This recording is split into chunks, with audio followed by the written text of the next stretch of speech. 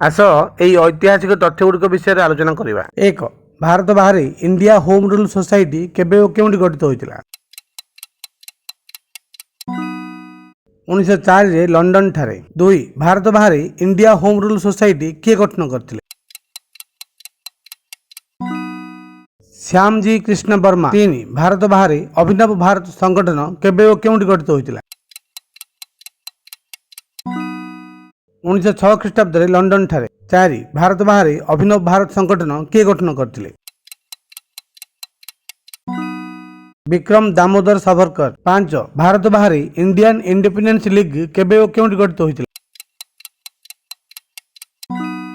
1907 ଖ୍ରୀଷ୍ଟାବ୍ଦରେ କାଲିଫର୍ଣ୍ଣିଆ ଠାରେ। 6. ଭାରତ ବାହାରେ ଇଣ୍ଡିଆନ୍ ଇଣ୍ଡିପେଣ୍ଡେନ୍ସ ଲିଗ୍ର ପ୍ରତିଷ୍ଠାତା କିଏ ଥିଲେ? ତାରକନାଥ ଦାସ। ଧନ୍ୟବାଦ।